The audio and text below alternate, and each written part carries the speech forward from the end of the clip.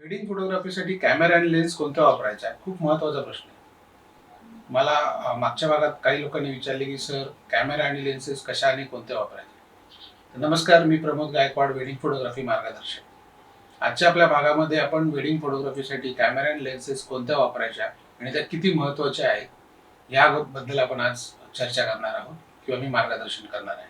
माझ्या 15 वर्षाच्या अनुभवावरून मी आज काही गोष्टींचं मार्गदर्शन करणार आहे, ज्यामध्ये आपण असं बघूया की हे माझं वैयक्तिक मत आहे की कोणीतरी असं सांगून गेलं की कॅमेरा महत्त्वाचा नसतो.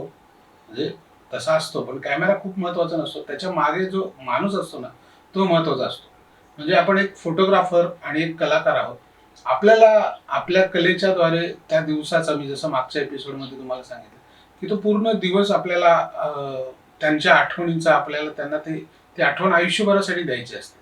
त्यामुळे कॅमेऱ्याच्या रोलपेक्षा तुमचा रोल फार महत्त्वाचा आहे. जसं आजच्या तारखेला बघायला गेलं तर मिररलेस कॅमेरे आलेले आहेत, DSLR कॅमेरे आलेले आहेत, म्हणजे आउटडेटेड होत चाललेले आहेत. नवीन फोटोग्राफरसाठी माझा सल्ला असेल असा प्रामाणिकपणे की जसं मी सांगितलं की कॅमेरा महत्त्वाचा नसतो, त्याच्या मागचा माणूस महत्त्वाचा असतो. तर तुमचे जे कलात्मक दृष्टिकोन आहे त्या दृष्टीने जर का तुमचं बजेट कमी असेल तर तुम्ही DSLR पासून स्टार्ट करू शकता.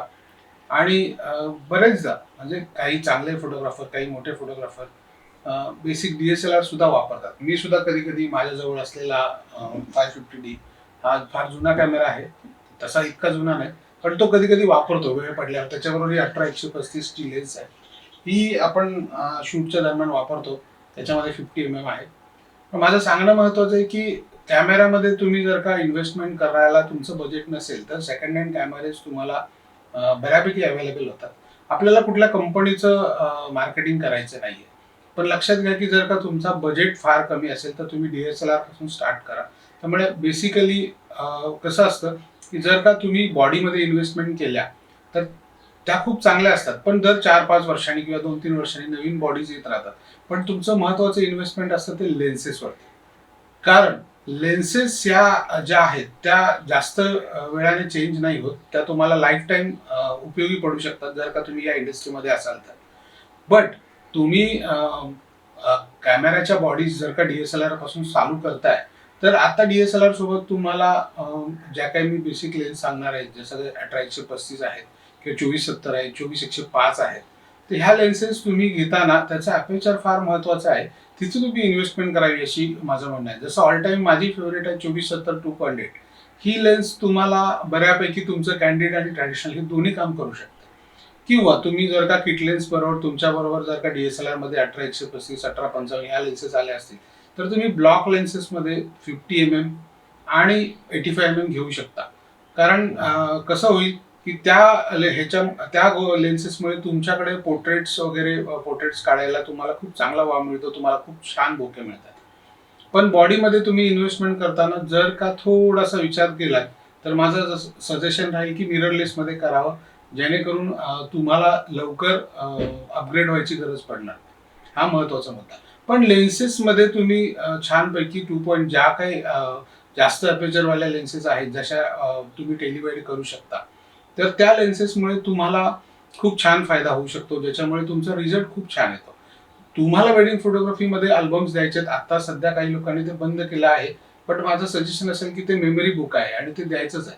सो क्रॉप सेन्सरमुळे किंवा मिररलेसमुळे किंवा अतिशय चांगल्या मेगापिक्सलमुळे तुमच्या अल्बमवरती इतका काही फरक पडत नाही, कारण तुम्ही पोस्ट प्रोडक्शनमध्ये ते कव्हर करू शकता.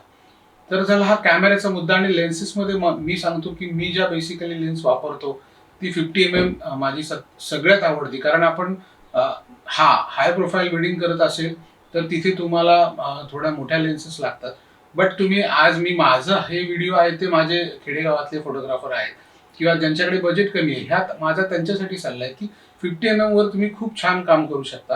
आणि त्यातल्या त्यात जर का तुम्ही अजून थोडं, आता DSLR मध्ये तुम्हाला 70-200 लेन्स होत्या, मिररलेसमध्ये पण त्या आहेत, त्या ठेवून तुम्ही अडॅप्टर वापरून पण काम चांगलं करू शकता. कारण 70-200 बेसिकली माझ्या हिशोबाने आत्ता खूप कमी रेट आलेले आहेत सेकंड हँडमध्ये. तर तुम्ही त्याच्यात जर का एखाद्या चांगल्या डीलरकडून घेतल्या तर त्याचा रिझल्ट पण खूप छान निघतो, ज्याच्यामुळे तुम्ही प्रॉपरली कॅन्डिड करू शकता इतर टीम मेंबर्सना डिस्टर्ब न करता. कारण 70-200 ही माझी खूप आवडती लेन्स आहे. पण माझं असं म्हणणं आहे की ठीक आहे, तुमचं बजेट नाहीये, पण आजकाल मी खूप बघतो की 85 वरती पण मुलं कॅन्डिडेट करतात.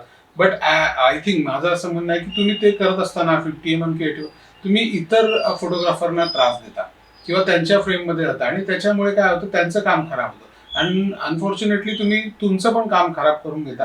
कारण तुम्ही दुसऱ्यांना पण डिस्टर्ब करत असता आणि स्वतःही डिस्टर्ब करता. ह्या भागावरती आपण नंतर बोलू की तुम्ही काय करता आणि काय केल्यामुळे काय होईल. बट आजच्या भागात मला एवढंच सांगायचं की तुम्ही जर का 24-105 थोडंसं बजेट वाढवून 24-70 घेतली आणि एक 50 घेतली, तर तुमचं काम खूप छानरित्या चालेल. मग त्याच्यानंतर तुम्ही हळूहळू तुम्हाला जशी कामं मिळतील त्या हिशोबाने तुम्ही त्या लेन्सेस चेंज करू शकता. आणि अतिशय सांगायचा मुद्दा असा आहे की जर का ह्या लेन्सेसमुळे तुमचं काम खूप चांगलं होत असेल, तर तुम्ही नंतर पुढे हळू अपग्रेड होऊ शकता. म्हणजे मी तुम्हाला आधी सांगितलं की मागच्या भागातच मी सांगितलं की तुम्हाला संयम आणि शिकण्याची तयारी पाहिजे. ती शिकण्याची तयारी राहिली तर तुम्ही खूप छान रीतीने काम करू शकता.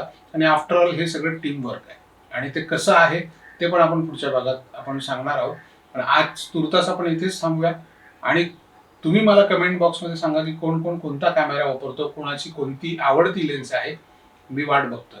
भेटूया पुढच्या भागात. धन्यवाद.